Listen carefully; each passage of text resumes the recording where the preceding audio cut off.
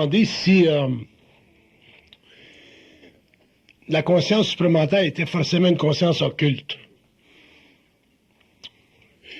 C'est une question intéressante.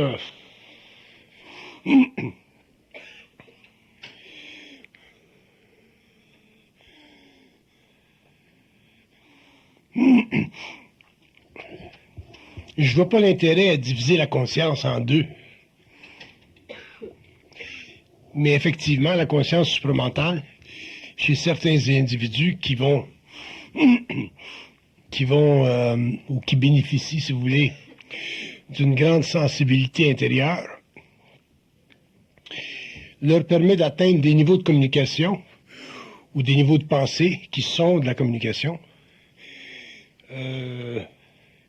suffisamment avancés pour traiter de choses qui ne font pas partie de la conscience rationnelle ou de la conscience philosophique. Dans ce sens-là, on peut dire que la conscience supramentale est une conscience occulte.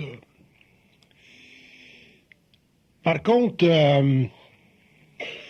on peut envisager un certain danger à associer la conscience supramentale avec la conscience occulte pour la simple raison que dans le processus de conscientisation, autrement dit, dans le processus d'élévation de la conscience de l'homme vers des plans qui ne font pas partie de sa dimensionnalité matérielle, il y a toujours un danger chez l'ego, à un certain point, de perdre conscience que dans le fond, malgré toutes les transformations intérieures qu'il vit, c'est toujours lui qui est en contrôle.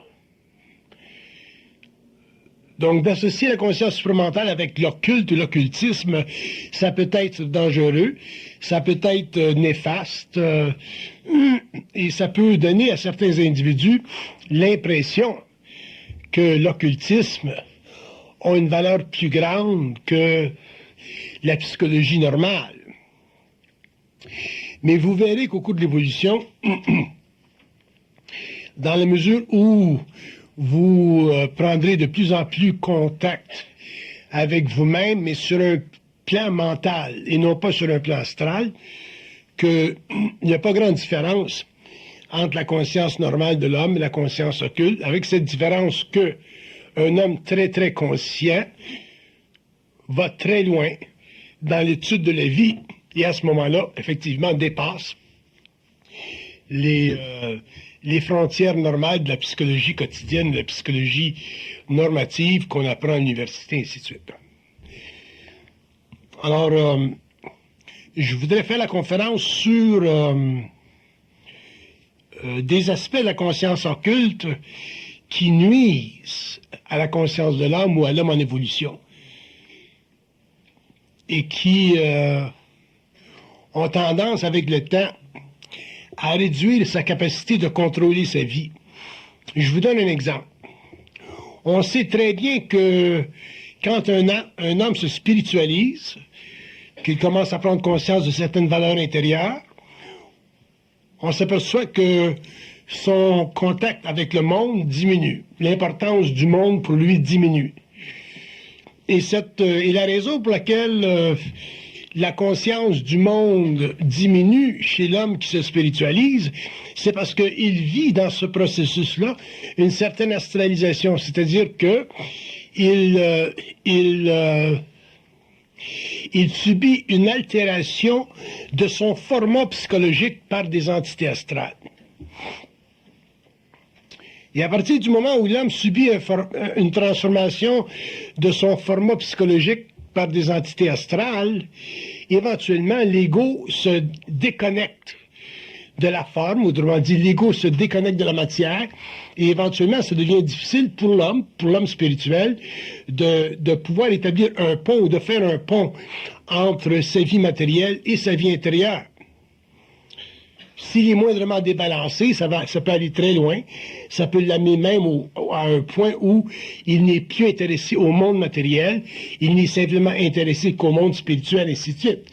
Mais avec le temps, il paye le prix parce que on vit dans un monde matériel, On est dans un corps matériel et la conscience, qu'elle soit supramentale ou qu'elle soit universelle ou qu'elle soit occulte, doit éventuellement servir l'homme. Si elle ne le sert pas pendant qu'il est dans la matière, à ce moment-là, c'est absolument inutile pour lui de poursuivre plus loin dans l'investigation de la réalité.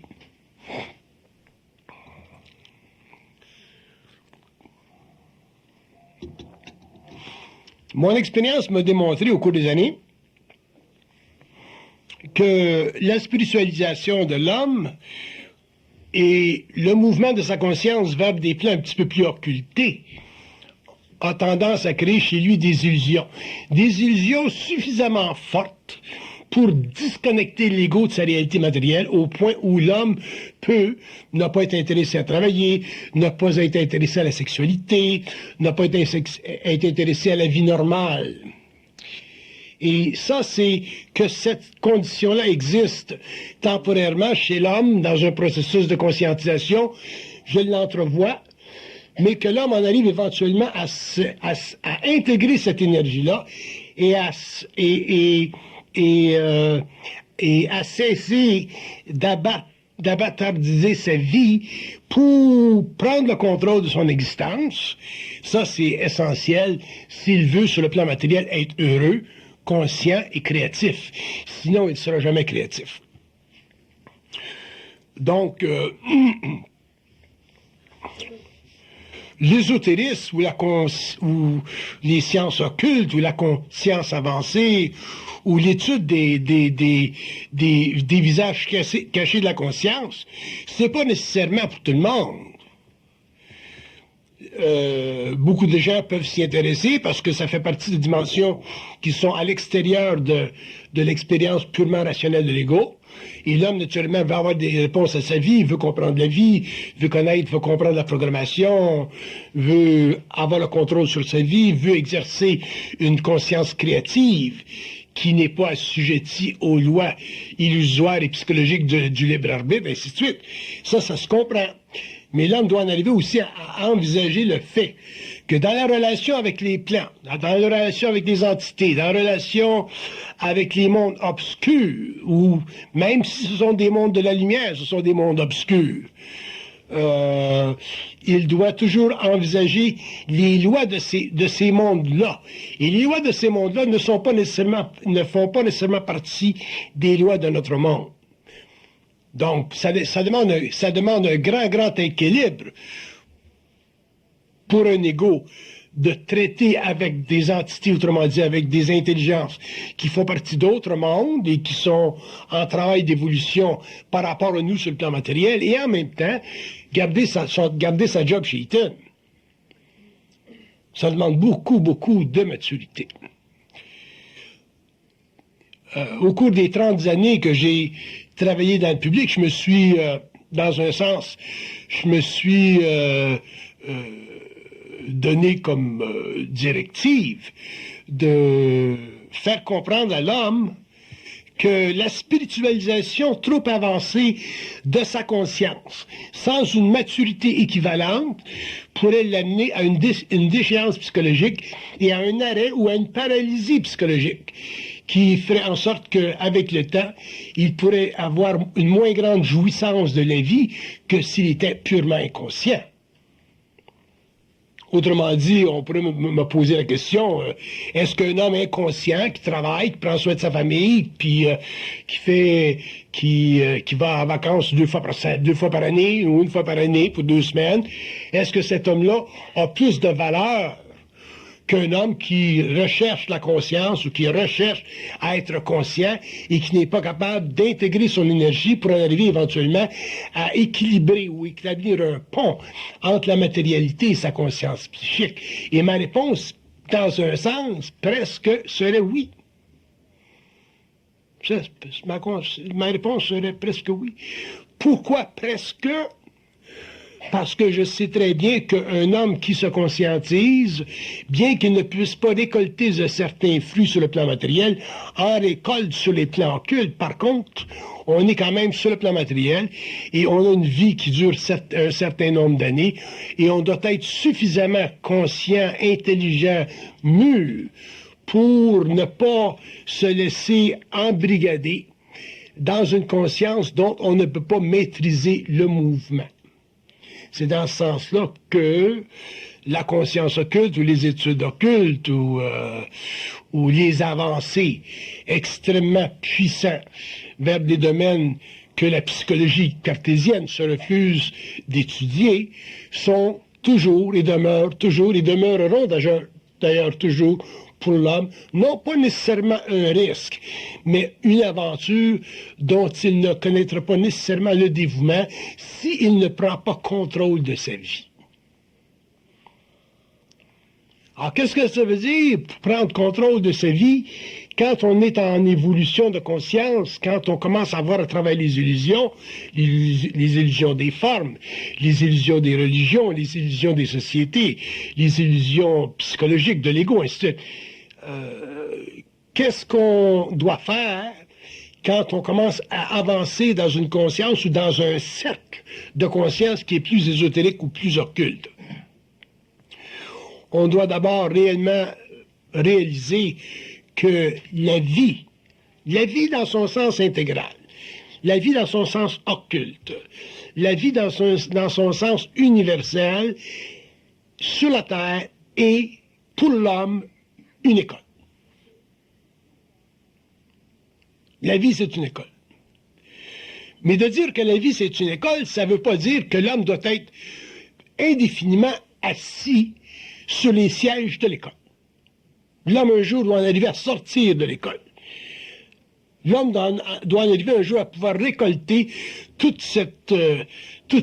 le fruit de tout ce changement intérieur, de cette souffrance intérieure-là, et en arriver finalement à être créatif et avoir la jouissance de sa vie. Parce que l'homme a droit à la jouissance de sa vie. Mais la raison pour laquelle l'homme souvent perd la notion de la jouissance de sa vie, c'est parce qu'il prend extrêmement au sérieux son contact avec les plantes. Autrement dit, prendre très très au sérieux son contact avec les plans, ça veut dire que l'homme est extrêmement spirituel. Et qu'est-ce que c'est être extrêmement spirituel pour une personne comme moi, par exemple, qui est foncièrement occulte? C'est être totalement naïf. Et qu'est-ce que c'est la naïveté?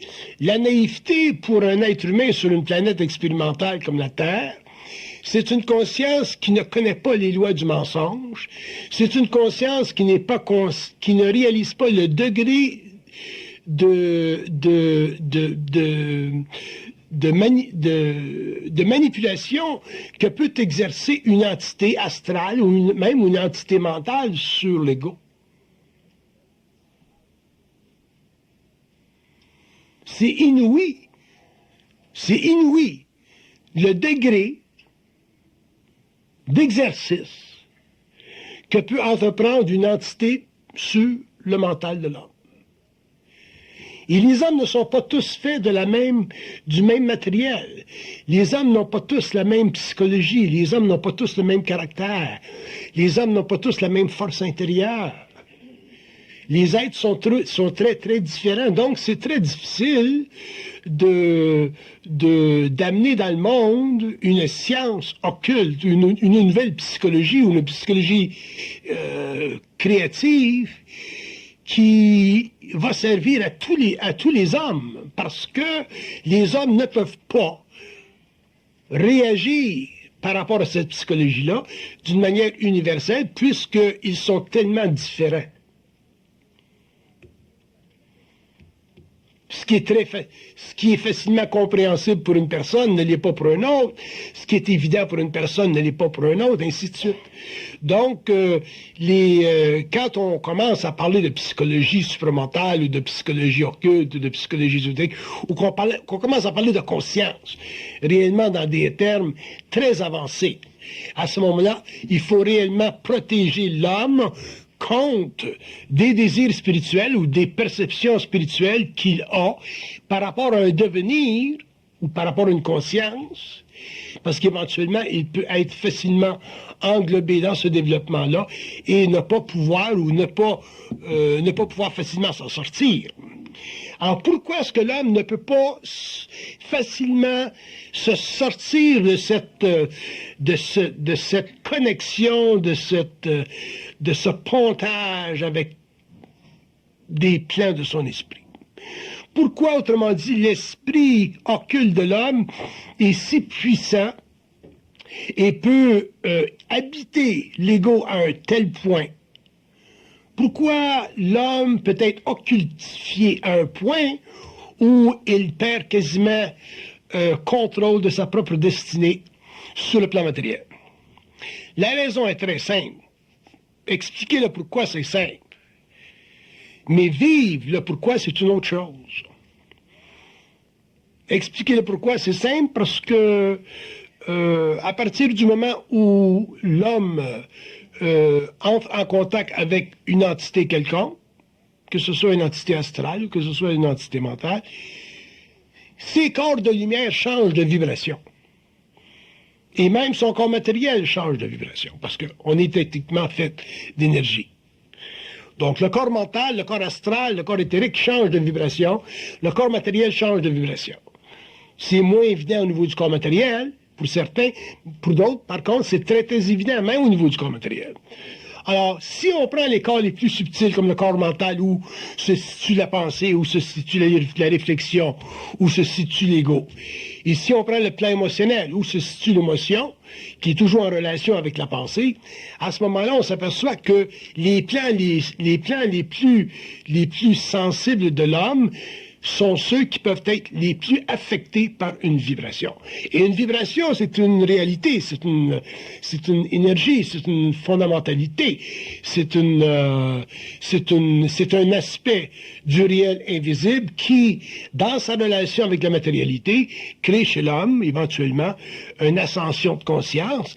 Mais quand il y a ascension de conscience, il y a automatiquement un changement dans la perception des formes. Et c'est ça qui crée chez l'ego une difficulté d'adaptation. Et surtout dans un monde complexe comme celui dans lequel on vit aujourd'hui, pour certains individus, ça devient extrêmement difficile de pouvoir faire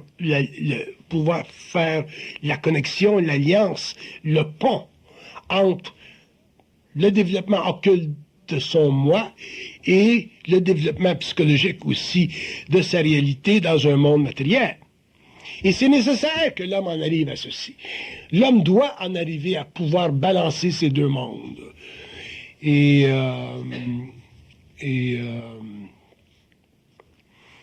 Quand je regarde la situation humaine ou quand je regarde la situation de beaucoup d'individus qui sont en voie de développement, je m'aperçois que les gens les plus mondains, les gens qui sont plus accrochés au monde, les gens qui travaillent, les gens qui aiment ça faire de l'argent, les gens qui aiment ça construire de l'industrie, les gens qui aiment la forme, en général, sont ceux qui sont les moins affectés par ces changements profonds-là. Alors que les gens qui sont moins liés au monde, les gens qui sont plus spirituels, et ainsi de suite, sont plus affectés par ces changements parce que souvent ils sont amenés à vivre des expériences dans le monde matériel qui vont diminuer leur possibilité de se créer une sécurité matérielle. Qu'est-ce que j'appelle une sécurité matérielle? C'est capacité de payer son loyer, capacité de s'acheter du linge, capacité d'acheter de la nourriture pour nos enfants, capacité de prendre soin de nos femmes, capacité de rentrer à l'heure au travail, autrement dit, ce qu'on appelle les vies normales. Et vous ne pouvez pas dissocier les deux. Si vous dissociez les deux trop longtemps, vous en viendrez éventuellement à perdre votre job, à perdre vos cartes de crédit, à perdre tous les éléments qui, dans une société moderne, sont nécessaires pour vous donner accès à une sorte de stabilité et à une sorte de pied à terre dans un monde extrêmement complexe et dans un monde extrêmement difficile à vivre. Le monde est déjà difficile à vivre. Donc, si vous ne pouvez pas vous nourrir, vous achetez, vous trouvez des appartements, vous trouvez du travail, et ainsi de suite, parce que votre mental est trop affairé à à des transformations internes dont vous n'avez pas encore le contrôle, à ce moment-là, vous êtes mieux de vous retirer de ces études profondes de l'âme et vous engager dans des domaines plus profanes. Au moins, vous aurez la jouissance de vivre au lieu de mettre vos vies en écharpe.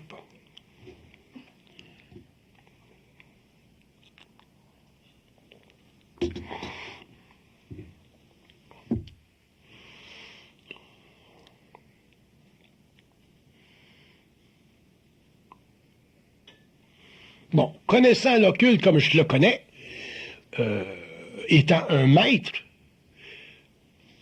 de l'occulte, dans la conscience occulte, étant un partenaire égal avec le monde des esprits, pour moi, il n'y a pas de difficulté de traiter avec l'invisible et en même temps traiter avec le matériel. D'ailleurs, j'aime beaucoup le matériel. Je suis à l'aise dans le matériel. Il n'y a rien comme une bonne coupe de cheveux. Par contre, à cause de la nature de mon initiation, qui m'a amené à des niveaux de très très grande colère interne, j'ai suffisamment de colère pour pouvoir toujours ramener la vie à moi, au lieu de laisser ma vie être contrôlée indéfiniment par d'autres plans. Et c'est ce qui manque chez l'homme. Et quand je parle de colère, je parle d'une colère appliquée, je ne parle pas simplement d'une colère émotionnelle. Il ne s'agit pas pour l'homme d'être en colère toute sa vie. Vous allez vous brûler les fiouz. Mais il s'agit pour l'homme d'être suffisamment conscient de la manipulation de son être pour pouvoir toujours prendre le contrôle. Mais là, vous allez dire, mais j'essaie de prendre le contrôle, ça fait 10 ans que j'essaie de prendre le contrôle et je ne suis pas capable de prendre le contrôle. Ça fait 10 ans que j'essaie de travailler et je ne suis pas capable de me trouver un job. Ça fait 10 ans que j'essaie de travailler et je ne suis pas capable de garder un job. Ça fait 10 ans que je cherche pour une femme et je ne suis pas capable de me trouver une femme. Autrement dit, ça fait 10 ans que j'essaie de faire telle chose et je suis incapable de réaliser mes intentions. Pourquoi? Et une des raisons pour laquelle vous n'êtes pas capable de réaliser vos intentions, c'est parce qu'il y a une division entre vous et votre source. Il y a une division. Vous ne la voyez pas, la division, mais il y en a une. Autrement dit, c'est comme si je disais,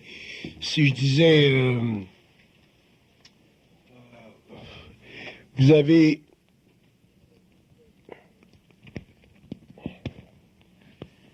avez votre source, il y a vous ici, mais il y a quelque chose ici qui vous sépare. Et vous n'êtes pas conscient de la chose qui vous sépare. Et la chose qui vous sépare, c'est une énergie que j'appelle une énergie astrale qui utilise votre force au lieu que ce soit vous qui utilisiez votre force. Donc la force que cette énergie astrale-là utilise, elle est faite de toutes vos illusions. Elle est faite de vos craintes. Elle est faite des impressions que vous ne pouvez pas. Elle est faite des impressions que vous n'avez pas la capacité, alors qu'en réalité, l'homme est totalement maître de sa situation. Qu'un homme dise, bon, mais je ne peux pas me trouver un job. Quand un homme dit qu'il ne peut pas se trouver un job, c'est parce que la force de se trouver un job est utilisée par des entités astrales au lieu d'être utilisée par lui. Un homme qui dit « je ne peux pas me trouver de femme » ou d'amis de femme, ou une femme qui dit « je ne peux pas me trouver d'amis d'homme », c'est parce que la personne ne réalise pas que cette force-là, cette énergie-là, est utilisé par l'astral et non utilisé par la personne. Il n'y a pas un être humain qui n'a pas le pouvoir de s'exécuter sur le plan matériel en fonction de son intelligence. Mais quand je dis en fonction de son intelligence, je veux dire en fonction du contact qu'il a avec son intelligence. Moi, si je dis, si je disais, j'aimerais ça être millionnaire demain matin, puis gagner le Loto-Québec, à ce moment-là, ça ne serait pas intelligent. Parce que si je vais à l'intérieur, puis je dis, j'aimerais ça être millionnaire demain matin, puis gagner le Loto-Québec, vous êtes capable de me faire gagner le Loto-Québec? Vous savez quels sont les numéros? Ils vont me dire, t'as pas besoin de ça, faut que tu travailles, si tu as trop d'argent, tu ne travailleras plus. Donc, l'intelligence va toujours te donner une raison intelligente, une raison intelligente pour ne pas gagner le Loto-Québec. Fait qu'à ce moment-là, ça a bien l'allure. Fait qu'à ce moment-là, tu n'es plus intéressé à gagner le Loto-Québec. Mais l'homme ne connecte jamais avec son intelligence. Il connecte toujours avec des niveaux de conscience qui sont plus ou moins éveillés et qui vont lui faire miroiter qu'effectivement, il devrait gagner le Loto-Québec, ou il devrait avoir une femme, ou il devrait avoir un job, mais la force pour le faire n'est pas là parce que l'homme ne prend pas la responsabilité dans sa vie de maîtriser les entités. Si vous ne prenez pas la responsabilité dans votre vie de maîtriser l'entité qui fait partie de votre conscience astrale, vous n'en arriverez jamais à avoir la jouissance de votre vie. Et à ce moment-là, vous êtes mieux d'être inconscient, vivre les échecs normaux de la vie et ne pas chercher plus loin dans l'évolution de votre programmation.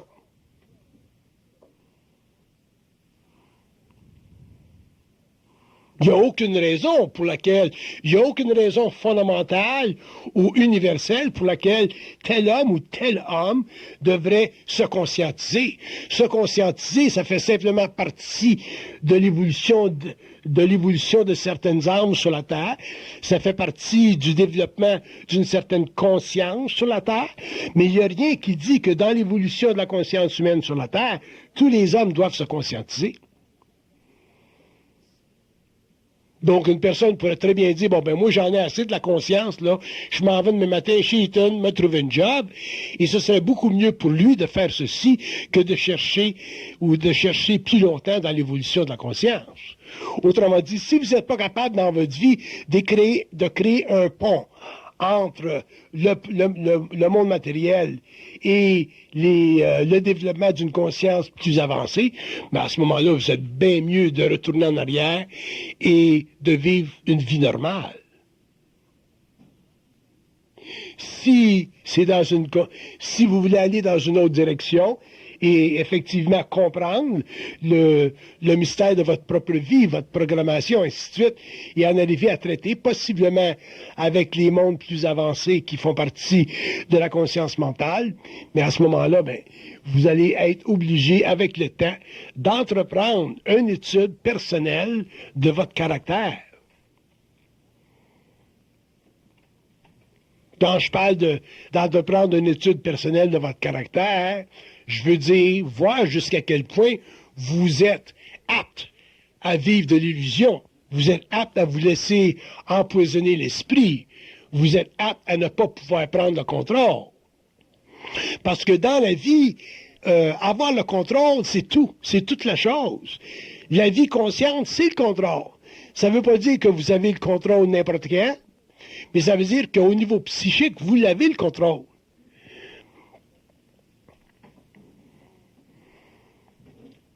Si vous avez des amis, si vous avez des enfants, si vous avez un enfant qui meurt dans un accident, par exemple, et que vous connaissez ou que vous comprenez l'occulte, effectivement, vous pouvez avoir un grand contrôle sur l'émotion extrêmement pénible qui va ressortir de l'expérience de l'enfant qui se fait écraser en dessous d'un pneu.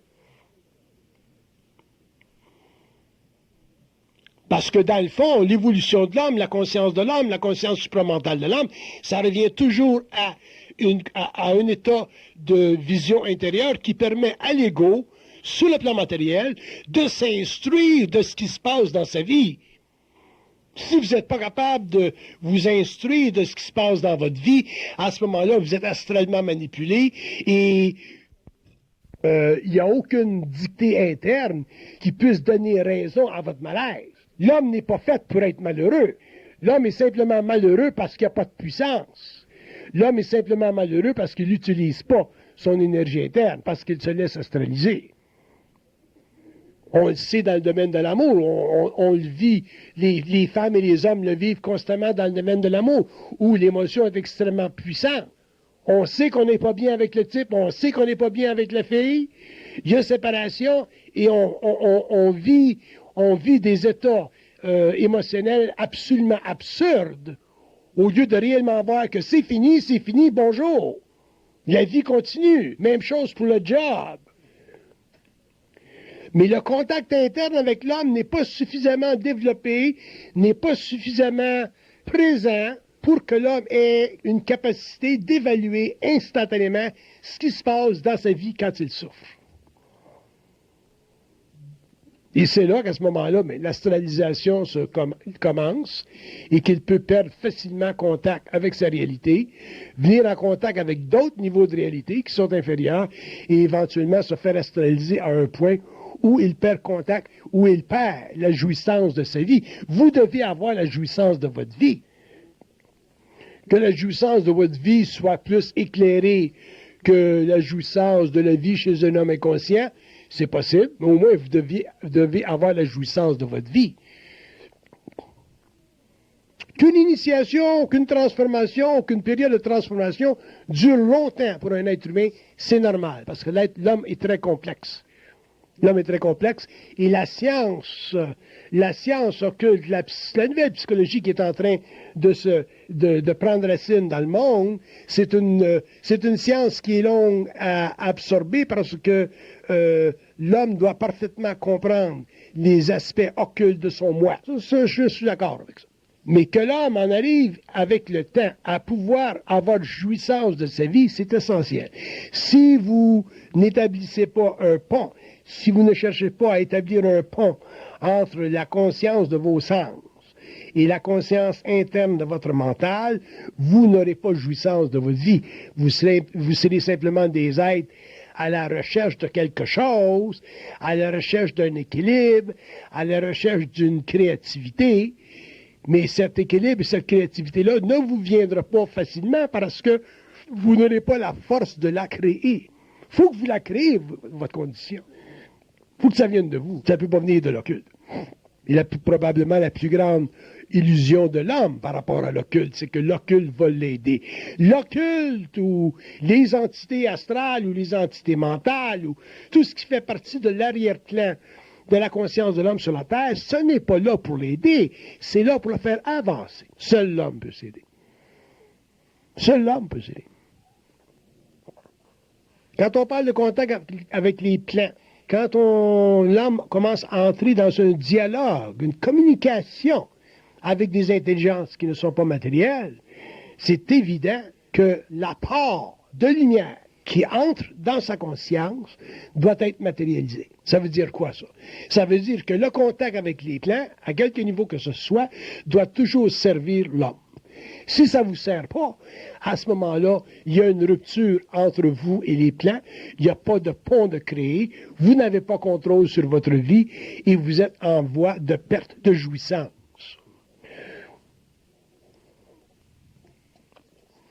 Donc, la jouissance de la vie, c'est quoi par rapport à une conscience occulte? Jusqu'à quel point l'homme peut jouir de la vie quand il est en contact avec les plans? Il peut jouir de la vie dans la même mesure qu'il y a équilibre entre lui et le plan mental. Qu'est-ce que ça veut dire? Ça veut dire qu'un homme qui est intelligent peut comprendre facilement la raison pour laquelle il vit telle ou telle chose. Parce qu'il a la réponse. Les plans sont là pour lui donner la réponse. C'est pas nécessairement une réponse qui fait son affaire, mais c'est une réponse qui est intelligente. Et dans la mesure où l'homme est capable d'intégrer ces réponses-là, dans la mesure où l'homme est capable de réellement unifier sa conscience avec la science de ces entités-là, bien à ce moment-là, il a jouissance de la vie, mais à un rythme qui est différent que celui qui serait proposé par l'ego.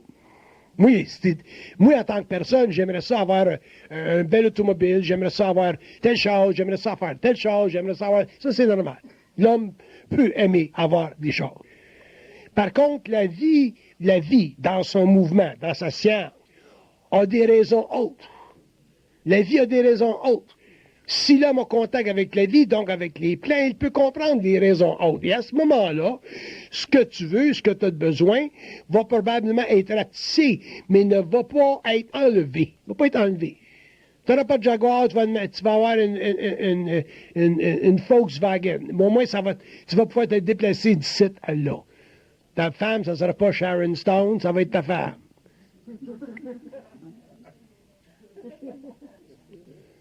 Et l'homme conscient est capable de s'adapter facilement à ses dictées internes par le plan mental.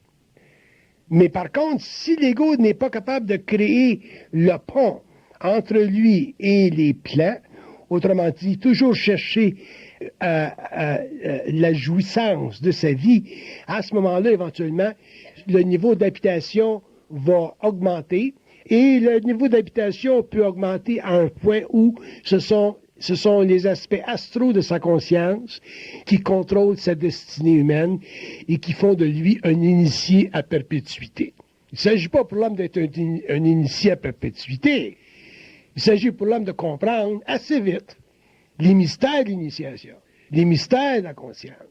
Et finalement retourner à son boulot qui est, sur le plan matériel, d'avoir du fun, mais consciemment. Avoir du fun, consciemment. J'ai posé des questions un petit peu cornues, si vous voulez, à des entités pour avoir un peu leur son de cloche. Je disais, par exemple, c'est quoi votre plus grand problème avec l'homme? Puis la réponse qui venait toujours, c'est que l'homme est réellement incapable de discerner entre sa volonté et leur puissance. C'est important pour un homme de discerner entre sa volonté et la puissance des entités. Parce que si vous n'êtes pas capable de discerner entre votre volonté personnelle et la puissance vibratoire des entités, mais à ce moment-là, vous allez être habité par ces entités-là, et non seulement habité, mais vous allez être possédé par ces entités-là, et c'est ça qui va vous empêcher de pouvoir, sur le plan matériel, d'accéder à la jouissance de la vie. Que vous soyez ou que l'homme soit habité par les entités, ça c'est pas grave. C'est un contrat à vie, c'est une communication, ça existe, que vous soyez conscient ou inconscient. Même le gars dans la rue qui est inconscient, il est connecté à une entité. La conscience, c'est l'éveil de l'ego à la réalité de l'entité. Donc, c'est pas un problème, ça.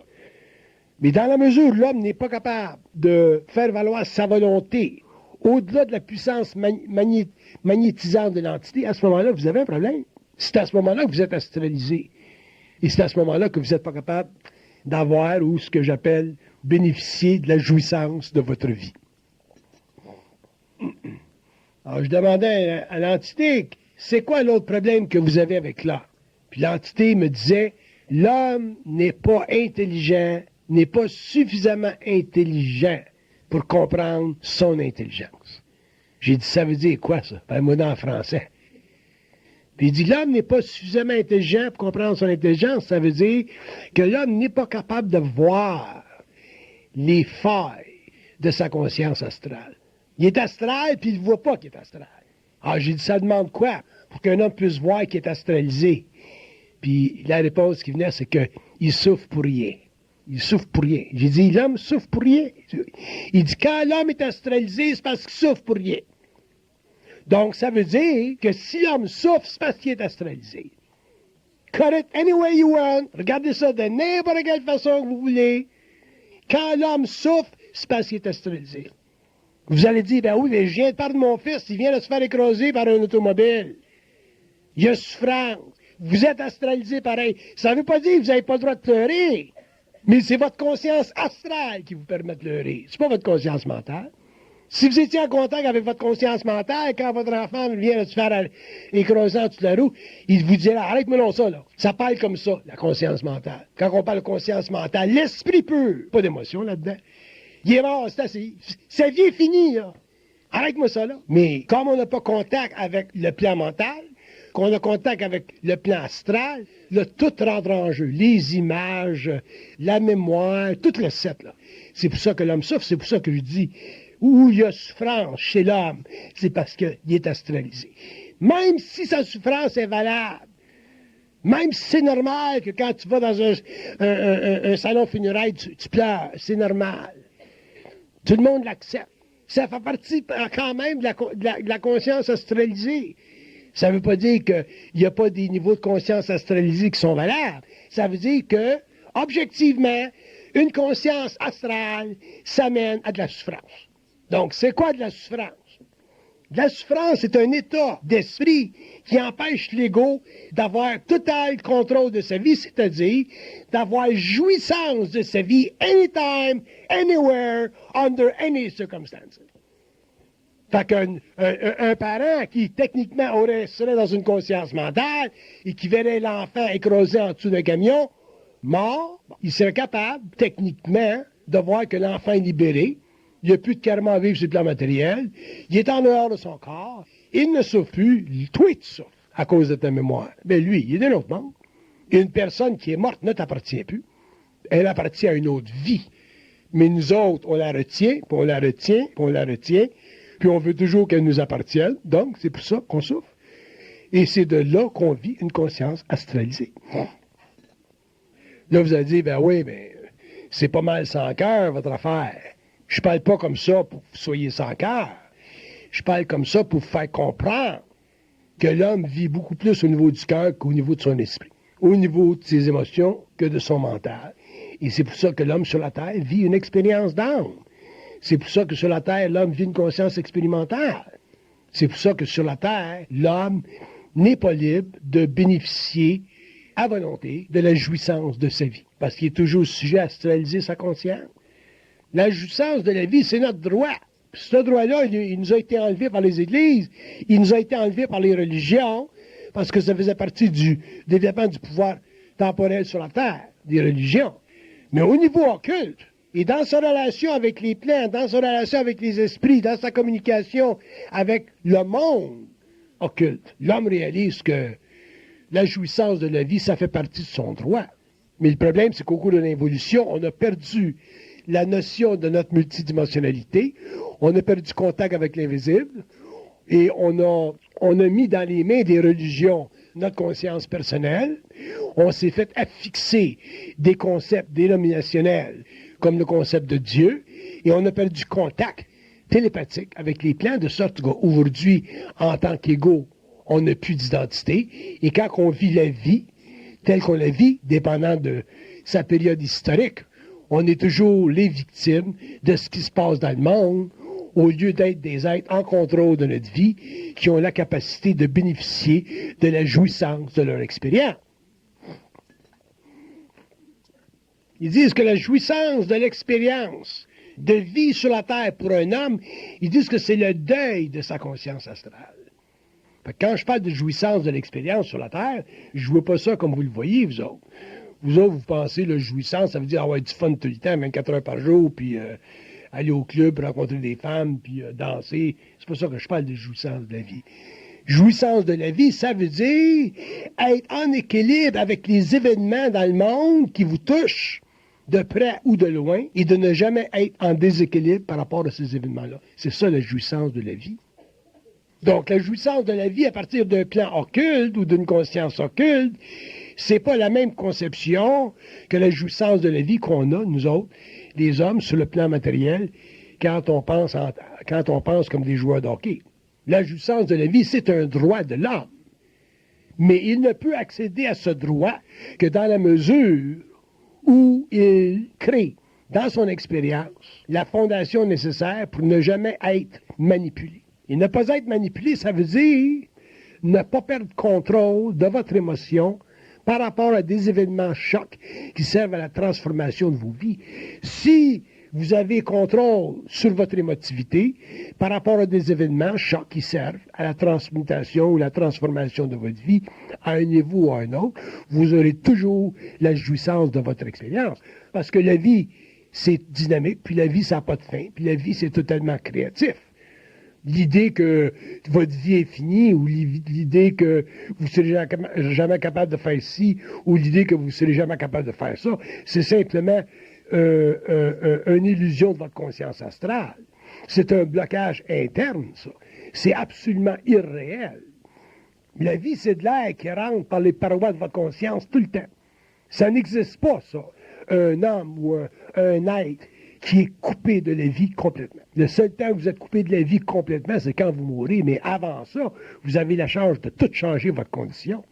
Et si vous n'êtes pas capable de réaliser ça, et à ce moment-là, effectivement, vous êtes astralisé à un point où vous pouvez souffrir de suffisante paralysie au niveau du mental pour pouvoir questionner votre droit à la jouissance de la vie. Ils disent que la jouissance de la vie, dans le cadre de leur explication, c'est une notion nouvelle et ils veulent que cette notion-là soit captée par vibration et non pas captée psychologiquement. C'est un droit, la jouissance de la vie. C'est pas simplement une capacité psychologique qui vous est donnée parce que vous êtes à l'Université de Montréal puis que vous êtes médecin ou avocat ou plombier. C'est un droit. C'est un droit qui est directement rattaché à votre volonté. Il n'y a personne il n'y a pas un État, il n'y a pas une condition économique qui peut vous enlever la jouissance à la vie. Parce que cette jouissance à la vie fait partie de la conscience mentale sur la Terre. Elle ne fait pas partie de la conscience astrale sur la Terre. Si votre jouissance à la vie fait partie de votre conscience astrale sur la Terre, effectivement, si le marché crache ou si vous perdez votre job, vous allez vous trouver dans des situations difficiles.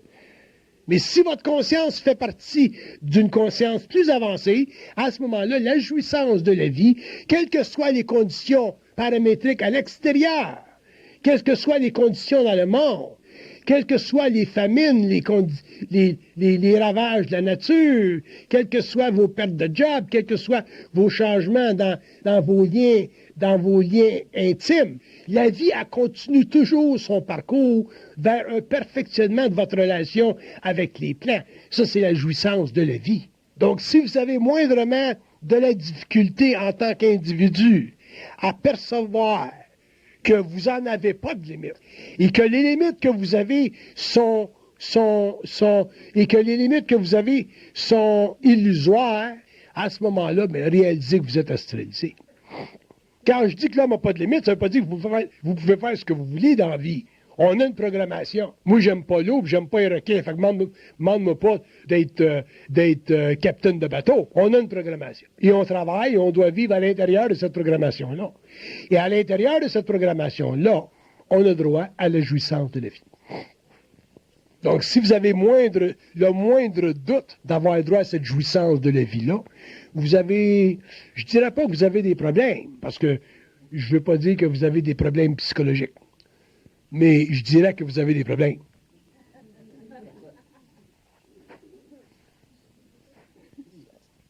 Il y a une chose que vous devez comprendre. Vous ne pouvez pas penser toutes vos pensées dans un même temps. Si vous avez un problème, vous ne pouvez pas penser à résoudre votre problème dans un même temps. Parce que la pensée, c'est une miette, elle va venir, l'idée, elle va venir dans son temps. Mais votre job, c'est d'être réceptif à la pensée qui va résoudre votre problème. Et en même temps, savoir que vous avez accès à la réponse, parce que ça fait partie d'avoir jouissance de la vie. C'est impossible que vous ayez un problème sans solution. C'est impossible. Si vous êtes moindrement conscient, parce que ça fait partie des lois de la jouissance de la vie, ils sont obligés de vous fournir l'information. Ils peuvent prendre leur temps, une journée, 2 jours, 10 ans, 15 ans, 20 ans. Mais ça fait partie de la jouissance de la vie. La fille a dit, ça fait 15 ans que je me cherche un charme. J'ai juste de me le trouver. Mais j'ai dit avant, tu n'étais pas assez intelligente. Ils ont entendu. Là, tu es plus intelligente. Tu es moins émotionnel. Tu es moins maternel. Si ça va pas l'affaire, là, t'es capable de le crisser là. Avant, t'étais pas capable. T'étais trop soupe au lait. Je peux dire la même chose pour les hommes. Ils disent la jouissance de la vie, c'est l'invitation à l'homme au niveau de sa conscience à s'ouvrir au plan. Mais si vous vous ouvrez pas au plan, si vous n'êtes pas capable de vous ouvrir à votre source, c'est parce que vous êtes astralisé. Moi, quand je t'avais malade, je disais, qu'est-ce qui se passe? M'as-tu crevé? Il disait, ben non, tout est correct. Je suis en train de crever, là. Tout est correct. Ça, c'est s'ouvrir au plan. Je disais, ouais, vous me donnez pas bien d'informations. Il dit, c'est pas de tes affaires. OK, pas besoin. Continue à placoter. Je t'en clacotais. C'est ça qui m'a permis de passer à travers. Mais si t'es pas conscient de ta source, puis t'es en train de crever, puis tu respires pas, ben, tu vas voir le docteur, puis tu fais ton affaire. Tu rentres à l'hôpital, puis ils te mettent sa cortisone, ils font de leur possible, puis tes émotions vont te faire mourir. Mais nous autres, on en veut toujours plus. Donne-moi donc le remède qui va me guérir. Ça marche pas de même. Il dit, on n'est pas des pharmaciens. C'est ta job, toi, de trouver le pharmacien. Fais ton chemin. Nous autres, notre job, c'est de garder la porte, la fenêtre ouverte entre toi et nous autres. C'est ça, notre job. On n'est pas des pharmaciens. Charge-en un pharmacien. Charge-en un bon médecin. Il y en a un dans le monde. Ça fait partie de la jouissance de la vie. Tu as le droit à un bon médecin. Cherche-le. Ah, tabarnak, ça fait 4 ans que je cherche. Il dit, continue. Tu es encore en vie, tu peux chercher. Puis là, je disais, pourquoi 4 ans au lieu de 2 mois? Il dit, ça fait partie de la programmation. Mais j'ai dit, pourquoi une programmation de chien comme ça? Parce qu'il dit, dans ton cas, c'est bon que tu sois malade pour le monde. Ça leur permet de comprendre quelque chose. Fait que j'ai dit, c'est moi qui est le petit cochon d'Inde. Il dit, t'es pas un petit cochon d'Inde, mais il dit, t'es un beau petit cochon. Il te parle comme ça. Fait que la jouissance à la vie, c'est un droit de l'homme.